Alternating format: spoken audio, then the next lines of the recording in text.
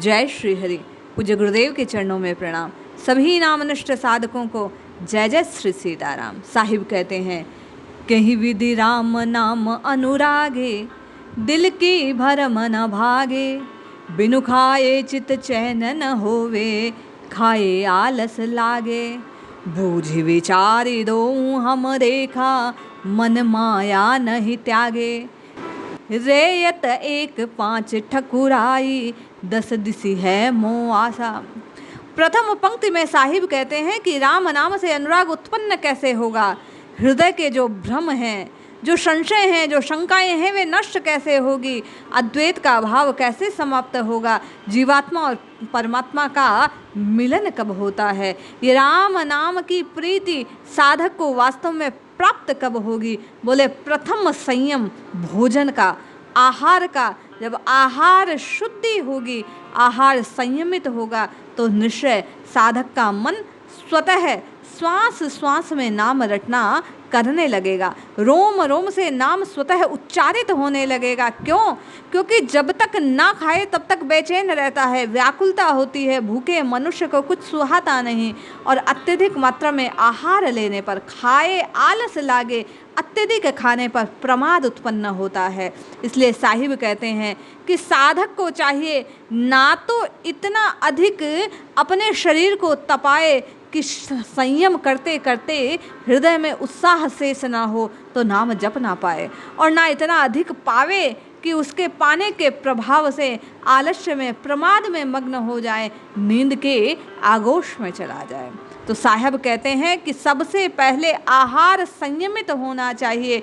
संयम मात्रा में पाकर शरीर को पुष्ट बनाते हुए, शरीर को उत्साही बनाते हुए नाम जपना चाहिए। दूसरी बात का संकेत करते हुए नाम जप के रहस्य से पर्दा हटाते हुए, आवरण का नाश करते हुए साहिब कहते हैं, बूझ विचार दोहूं हम देखा, मन माया नहीं त्यागे। हमने सब कुछ करके देख लिया, बोले लेकिन इस माया से हम बच नहीं पाए। क्यों? क्योंकि आज तक संयम को जीवन में स्थापित नहीं कर पाए।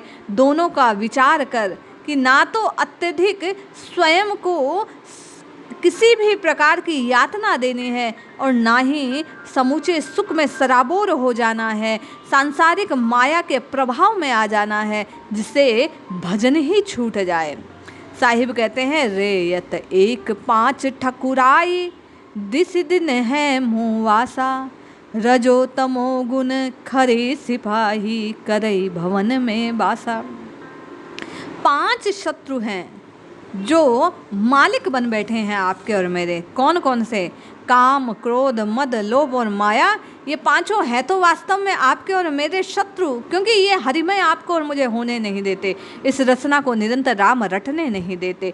यही दशों दिशाओं से साहिब कहते हैं कि लुटेरे के समान आपके और मेरे चित्त का हरण करने में लगे हुए हैं, चित्त को संताप देने में लगे हुए हैं, आपके और मेरे मालिक बन बैठे हैं, जिसके कारण आप और मैं हरि भजन के आनंद को प्राप्त नहीं कर पा रहे, आप और मैं संयम को ग्रहण नहीं कर पा रहे, आप और मैं जिह्वा से राम राम रट नहीं पा रहे, क्योंकि हम आप रजो तमो गुणीमय होकर नित्य निरंतर उन्हीं के प्रभाव में खोए रहते हैं।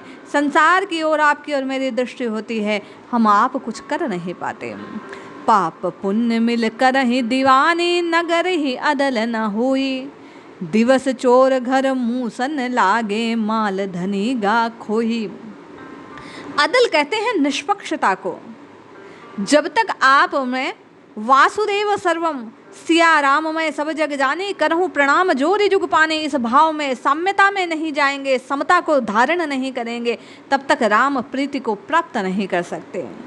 पूज्य पलटू साहिब कहते हैं कि नाम जापक को चाहिए कि वह पाप और पुण्य के फेर में ना पड़े, वह इनके चक्कर में बावरा ना हुए, वह तो सब कुछ ही प्रभु की देन जानकर अपने कर्तव्य कर्मों का निर्वाह करता रहे। अन्यथा ये चोर पाप और पुण्य के रूप में आपको और मुझे घेरे रहेंगे, दिन के उजाले में भी हमको लूटते रहेंगे, हमें किसी ना किसी प्रकार से अपना ग्राहक बनाते रहेंगे, और हम और आप अपने वास्तविक धन अर्थात राम नाम की रटना से वंचित रह जाएंगे।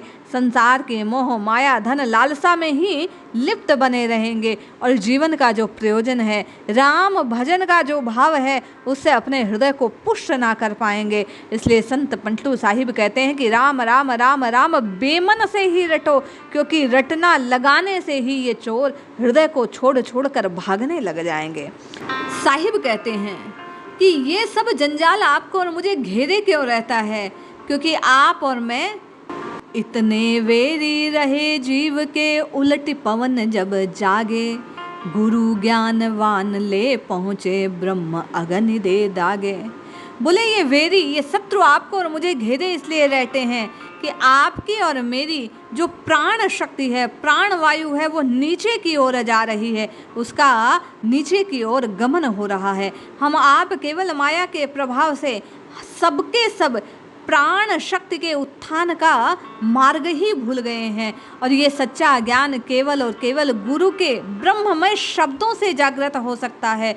गुरु ज्ञान से जब आप और मैं ये जानेंगे कि श्वासों की माला से राम राम रटना चाहिए और ये श्वासों की माला जपने में योग्य कैसे बनेंगे, हम अपनी प्राण शक्ति का ऊर्ध्वगमन करवाएं। साहिब कहते हैं ये सब जंजाल है ही इसीलिए क्योंकि इन शत्रुओं ने हमने और आपने आमंत्रित कर लिए हैं। कैसे? हमने अपनी श्वासों को छोटा कर लिया है। हम धीरे धीरे श्वास लेने की विधि को छूट गए हैं, हम प्राणायाम को भूल गए हैं, हम अपनी प्राण शक्ति को ऊंचा उठाना भूल गए हैं। संत पलटू साहिब कहते हैं जीव ने अपने ही कर्मों के परिणाम से इन शत्रुओं को अपने भीतर स्थान दे दिया, इन्हें यहाँ जमने का मौका दे दिया। कैसे?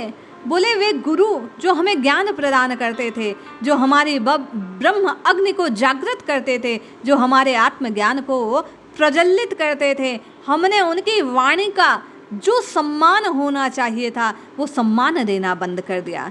हम सुनते आए संतों के हृदय पटल में पहुँचे उस ज्ञान को, लेकिन मानने से हमने और आपने इनकार कर दिया। कौन सा ज्ञान? साहिब कहते हैं कि सब संत महात्मा कहते हैं कि जीव को अपनी प्राण शक्ति को नीचे से ऊपर की ओर लाने का प्रयास करना चाहिए और वह प्राण शक्ति नीचे से ऊपर मूलाधार से सहस्त्रार की यात्रा कब करती है? बोले जब सांसों पर जीव ध्यान देता है।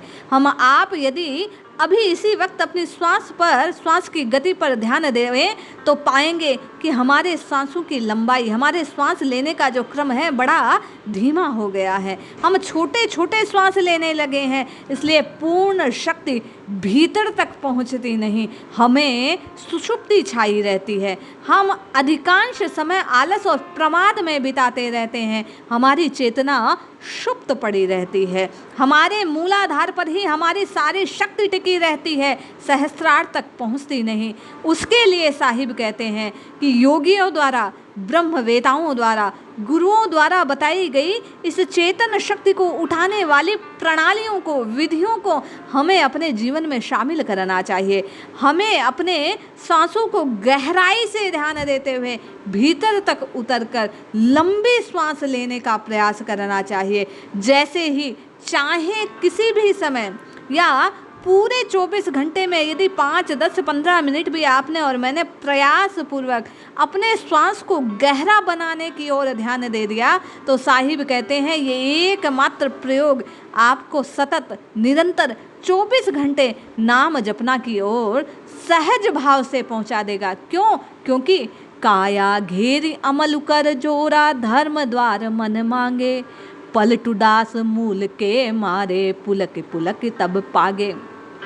जैसे ही आप और मैं अपने श्वास पर ध्यान देते हुए गहरे होकर श्वास भरने लगेंगे, श्वास को भीतर पूरा लेकर भरकर पुनः छोड़ना आरंभ करेंगे तो नकारात्मक ऊर्जा स्वतः आपके और मेरे भीतर से निकलकर ऑक्सीजन आपके और मेरे शरीर के रोम रोम में पहुंचेगी, मस्तिष्क तक पहुंचेगी, चेतना जागृत होगी, मूलाधार से सहस्त्रार तक आपकी और मेरी चेतना बढ़ने लगेगी और इसी के प्रताप से आपका और मेरा खोया हुआ जो स्मृति है, व्यस्तता में जो मस्तता पाने का जो भाव है, नित्य निरंतर राम राम राम रटना लगाने का जो स्वप्न है, वो साकार हो जाएगा। इसलिए नाम जप की सर्वोच्च विधि यही है कि श्वासों पर ध्यान केंद्रित करते हुए, भीतर गहरा श्वास भरते हुए, जब तक संभव हो भीतर ही भीतर नाम की पुकार लगानी चाहिए। और इस प्रकार निरंतर अभ्यास करने से साहिब कहते हैं कि रोम रोम श्वास श्वास नाममय हो जाएगी और जीव का उद्धार हो जाएगा। इसलिए जपिए, रटिए, पुकारिए।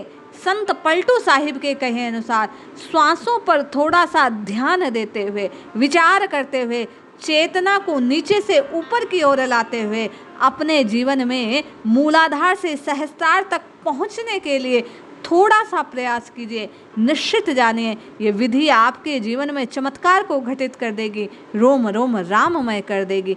निश्चित कल्याण होगा। जय श्री हरि।